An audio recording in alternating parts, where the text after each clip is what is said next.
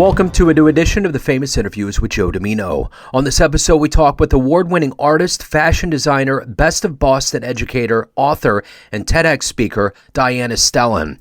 Her life of creative exploration began when she was 13. Her family relocated from Moldova to Bloomfield, New Jersey, and she enrolled in an art class. Through her difficult teen years, she found solace in expressing herself through creating art. She published a highly acclaimed novel about the importance of art for our psyche, and in recent years, she has presented a TEDx talk on using creativity to fight burnout. She's appeared as a guest on multiple podcasts, wrote a children's book, founded a clothing line based on her art, and so much more. Enjoy this interview. But it's great to meet you. What I would like to know, the last 3 years with COVID has been quite a thing for all of us to live through. And I'm wondering how you survived that time period and all of your very busy capacities in life, and how it's changed the way that you live your life and conduct business now. That's an excellent question. I think things had really shifted for me as an introvert with COVID starting, because it was almost an invitation to go inward even more, because in our kind of regular life, we're encouraged or even pushed to be out there, to keep hustling, to keep networking, to keep marketing, everything nonstop.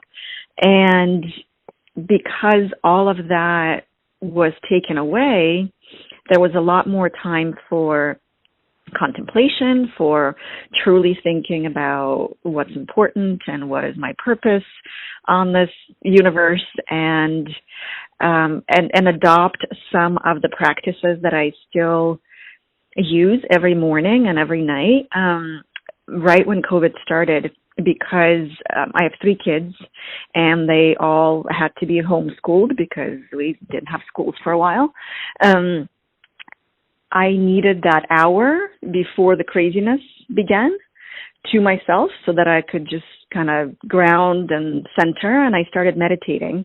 And I still do that every morning. I get up an hour ahead and I do 10 minutes of meditation followed by 15 minutes of yoga/strength exercises, kind of going into the body a bit more, then doing some mindset exercises, then going through kind of space time repetition of what my goals and purpose are. And I find that on the weekends when I don't do it, or on the days that I'm traveling and I, for some reason, don't get to them, it's a very different day. So I think those practices that I started when COVID started and I'm still using today are just, they completely shifted my view of the world. And what I do at night, which I'm still doing 3 years into it, is jotting down my 3 wins of that day and 3 things that I am grateful for.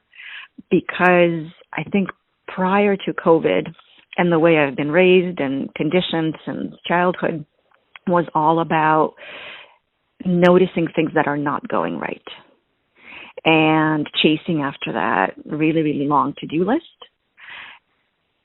And when you really just focus on 3 wins, like 3 things that truly happened, it is such a different way of appreciating life and not being extremely hard on yourself, and knowing what truly is a priority. So that was a huge game changer. And like I said, still doing that every single day. So let's get to the essence and core of exactly what you do on a daily basis for a living. If you were to be put in front of a bunch of 3rd graders at a career day and one of the kids looked up and asked you, what do you do for a living? How would you answer that child? I am a visual artist, and that is my passion and zone of genius.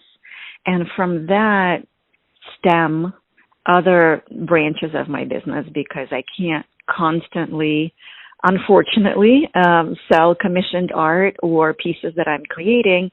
I also have a teaching studio where I pass on that passion for creativity to kids and adults.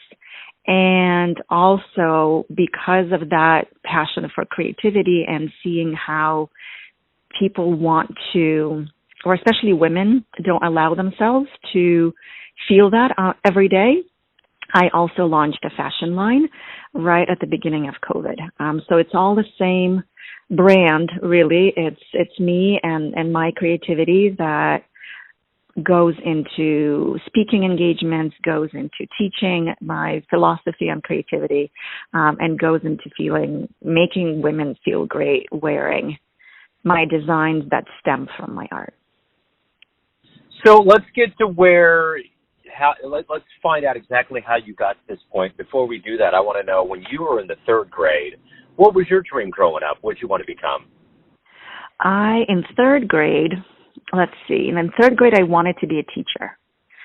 From the age of 5 to about third, because I had a really, really great elementary school teacher, and I loved her, and I really think that she had a huge impact on my life. And when I went to school, that was back in Moldova, which is one of the former Soviet republics right next to Ukraine, we had the same teacher and the same group of students through all of elementary school. So it was a huge influence, and that's why I wanted to be a teacher. Before then, I wanted to be a fashion designer, which, funny enough, came full circle after I turned 40.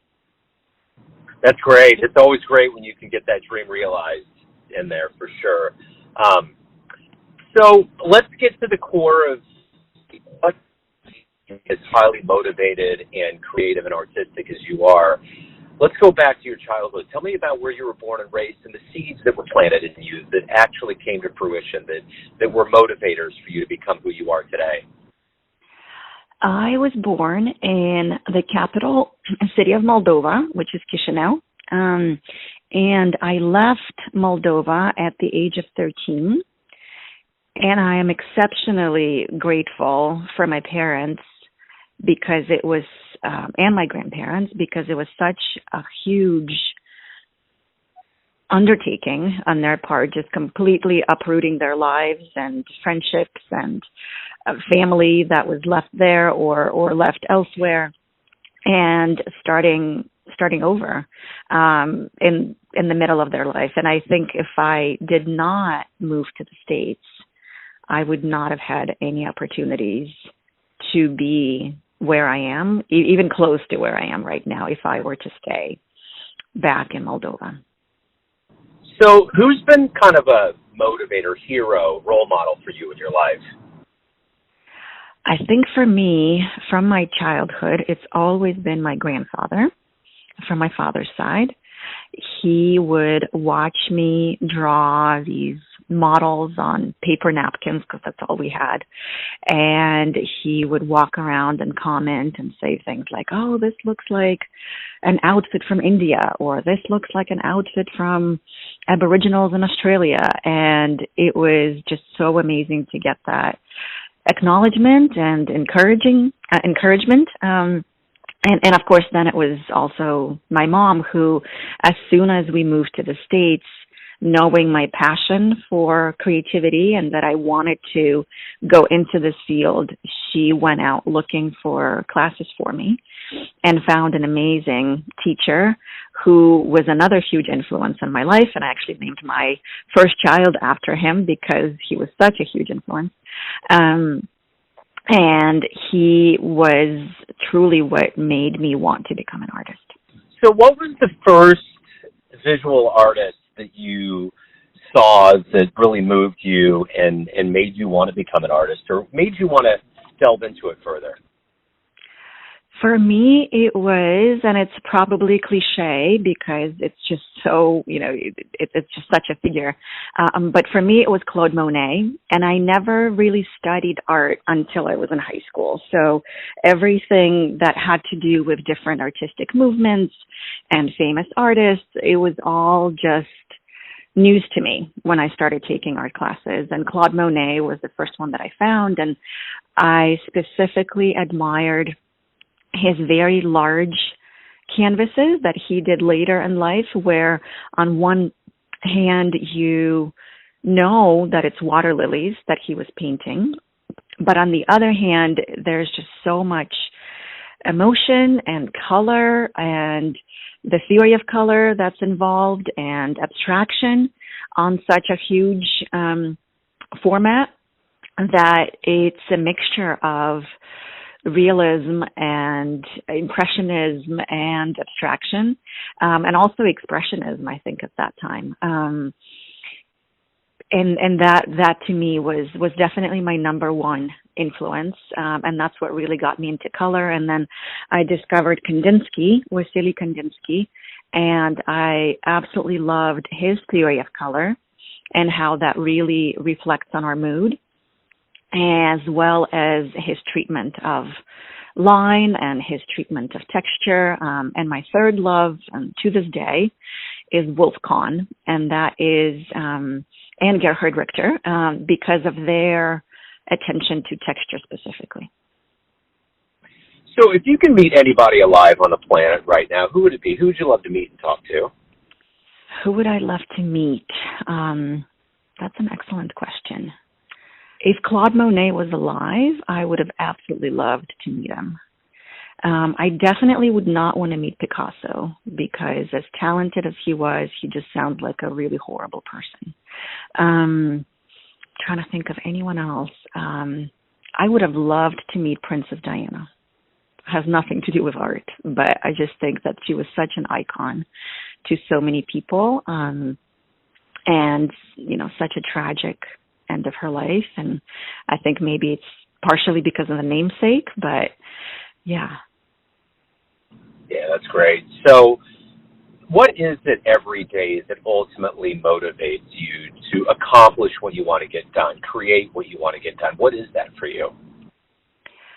I think for me, it's that search for balance, because if I'm just feeling overwhelmed or burnt out and it feels so hard to get into the studio, I know that those are the days when I really have to get there. And there's this saying, I don't remember who the author is, but something about meditation as well that's put similarly. If you have the time, meditate for 10 minutes. And if you don't have the time, you should meditate for an hour.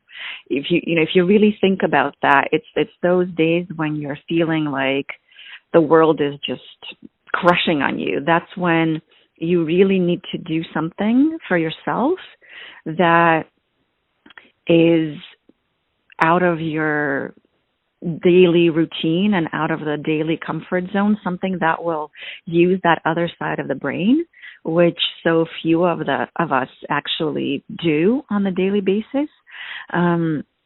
And I know, this morning when I was in the studio, just an hour or an hour and a half completely resets me back to who I am, what my purpose is, what is beautiful and worthwhile to live for in this world, and just this appreciation for the fact that life is short. And if today were my last day on this planet, I did something that brings me true joy. So what's been the best fan letter you've ever gotten from a painting? Anything that you created?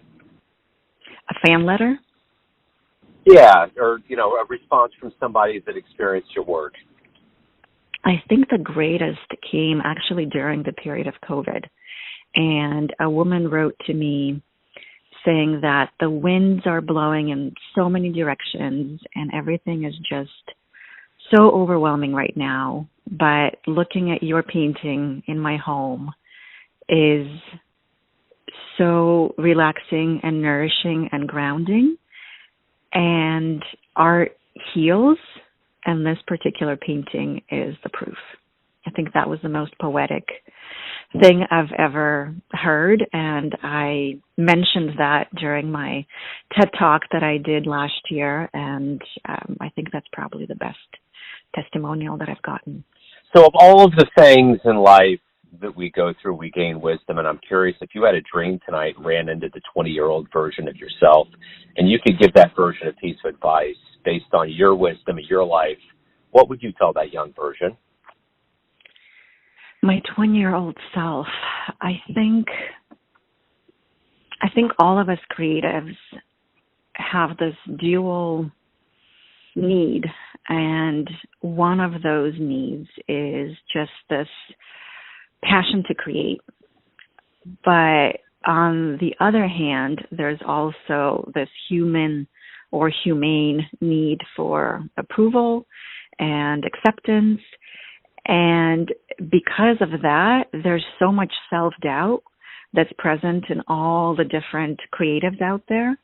And when I was 20 and I was graduating from college, I was so afraid of the stigma of the starving artist that I actually completely let it go for about 10 years. And I would have told my 20-year-old self to not let it go, to just keep going and know that it will lead me places and I will be so much more healthy overall if I honored that talent that I have. So of all the things that you've accomplished and done and seen in your life, what are you the proudest of? Staying true to myself and the fact that I keep on going regardless of how much of a roller coaster this creative life is. Wonderful. So everyone out there has a perception of you, an idea of who they think you are, your family, your friends, those that get your artwork, clients, colleagues, but ultimately you live your life. You're in control of your life. What's your perception of you? Who do you think you are? I think I'm a voice. I'm a voice for the fragility of our earth and the fact that it is specifically landscapes that are calling to me. It's me being that channel that brings people closer to understanding how precious our world is and how beautiful it is and how much more attention we should be paying towards this planet that we live on. So, Diana, if anyone out there wants to get your artwork, know more about you, anything revolving around your world, where is the best place on the web for them to go? I think the best way is just to go to my main umbrella site, which is www.dianastelin.com, S as in Sam, T as in Tom, E, L as in Larry, I, N as in Nancy. And that will be the perfect place to inquire about corporate workshops or public speaking opportunities and podcasts like yours, as well as some of the other workshops and classes that I hold, my fashion line, my commissioned art, and artwork for sale for corporate offices as well as private homes. Everything's there. But I'm also on 3 social media channels. I am on Instagram, I am on Facebook, and on LinkedIn. Have not quite gotten into TikTok, even though my kids are obsessed, or Twitter. Yeah, I understand. Yeah, it's all daunting for sure. Diana, this has been great. Thank you for opening up your world of art and creativity. Best of luck with everything. I appreciate it. Of course. Thank you for scheduling me in. I appreciate it. Thanks for tuning in to another famous interview with Joe Dimino, where we cover the world of art, literature, business, spirituality, music, and more from around the globe. If you want to hear more interviews, visit the Famous Interviews with Joe Dimino channel on YouTube. You can also find us on Spotify and Apple Podcasts. Thanks again for listening, and until next time.